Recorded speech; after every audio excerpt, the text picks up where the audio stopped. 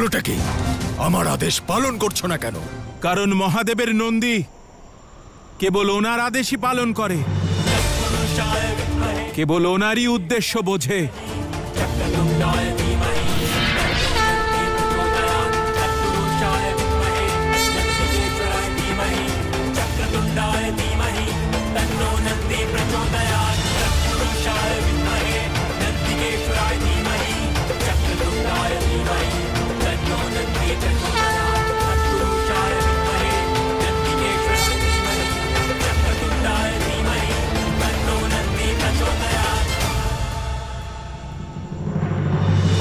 গণেশ,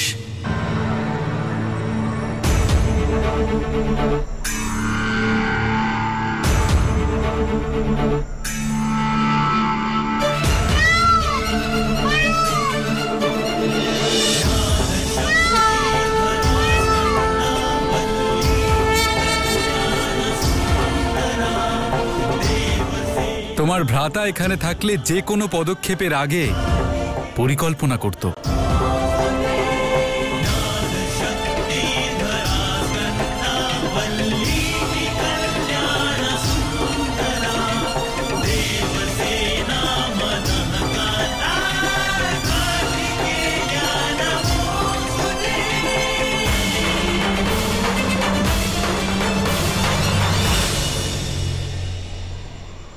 গণেশ, দাদা,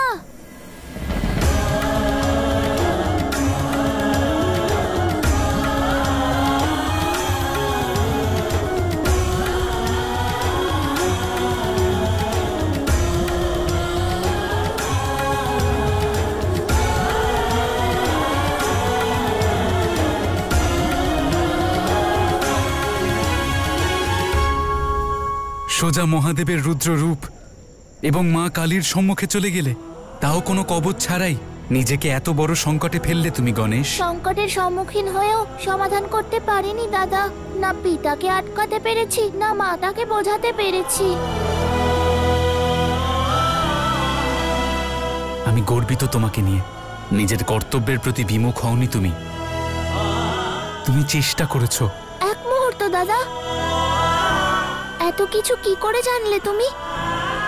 আর তোমাকে এসব কে বলেছে? কেই বা বলবে। নারায়ণের দর্শন পেয়েছিলাম। সাধারণ একটা ষাঁড় মহাশক্তিশালী দুন্দুবিনাথকে প্রতিস্পর্ধা জানাচ্ছে।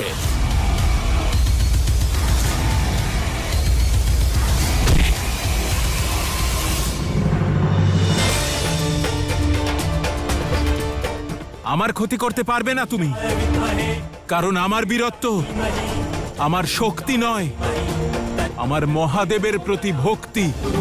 আমার কাছে শিব শক্তির আশীর্বাদের অভেদ্য কবচ আছে। একবার প্রহার করেই দেখো।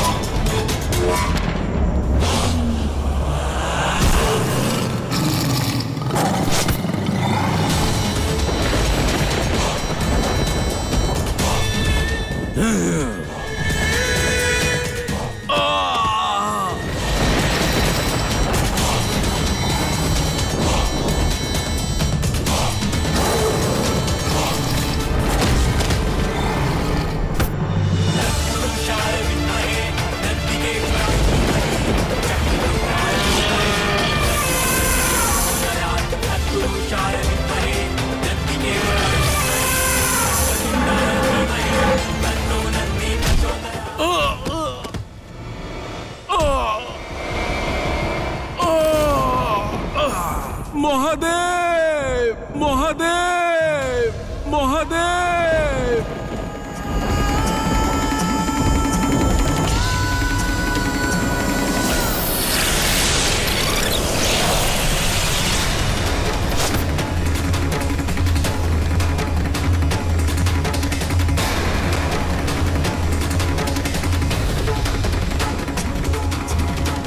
মহাদেব!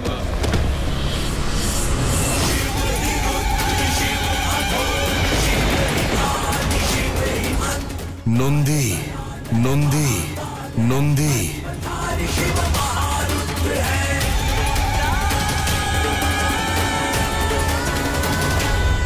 সৃষ্টিতে এত প্রলয় তখনই আসতে পারে যখন শিব আর শক্তি তাদের রুদ্র রূপ ধারণ করবে। সমগ্র জীব এবং জীবনের বিনাশ হওয়ার আগেই আমাদের কিছু করতে হবে। চলো।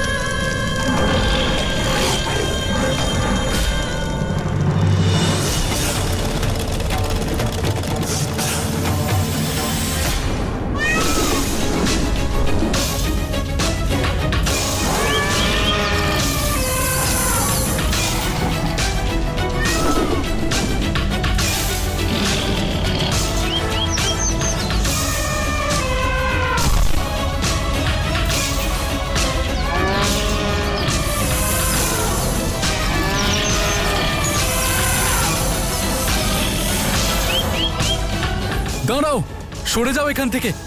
সরো, সরে যাও। সরে যাও সামনে থেকে।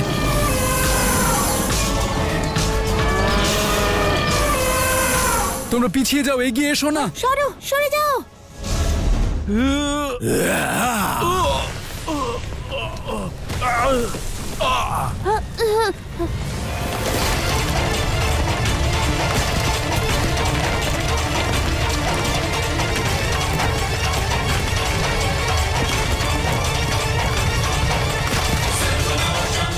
সরে যাও সবাই। সবাই সরে যাও, সরে যাও।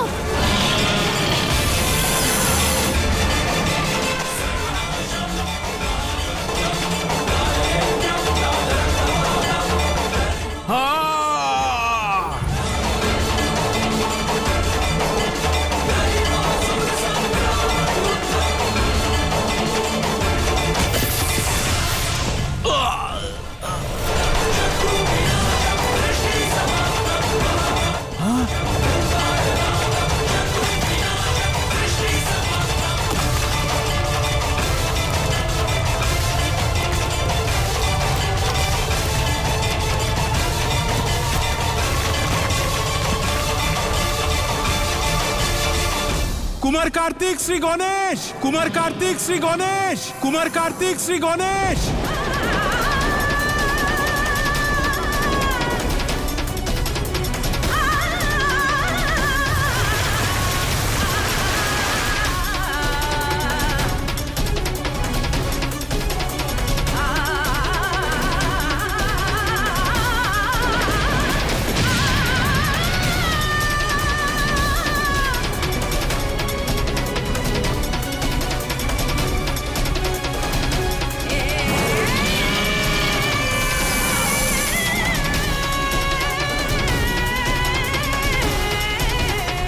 পিতা, মাতা, মাতা, মাতা।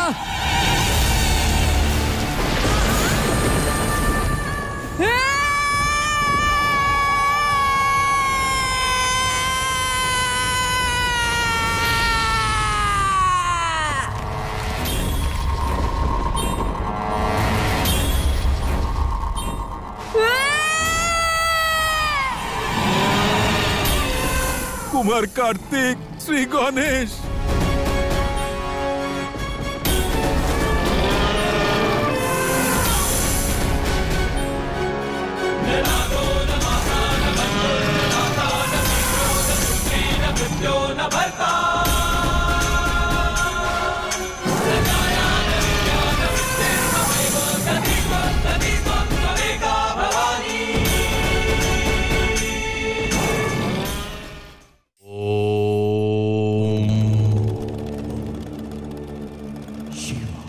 প্রেমের সম্পর্ক এমন এক বন্ধন যাকে অত্যন্ত সহজভাবে এবং সাবধানতার সঙ্গে সামলানো উচিত, কারণ যতটা শক্তিশালী এই বন্ধন ততটাই কোমল হয় তার আত্মা, যাকে আপনি ভালোবাসেন, যার সুন্দর ভবিষ্যৎ চান। তাদের সঙ্গে কঠোর আচরণ উচিত নয়, কিন্তু যাতে আপনার উদ্দেশ্যর মাহাত্ম্য আপনার পরিবার বুঝতে পারে, সেই জন্য তাদের থেকে দূরে যাওয়াটাও আবশ্যক। তার জন্য কঠোর উপায় অবলম্বন করতে হয়। একজন স্বর্ণকার অত্যন্ত যত্ন করে স্বর্ণের অলংকার গড়ে তোলে, কিন্তু হাতুড়ি দ্বারা প্রহারও অত্যন্ত আবশ্যক।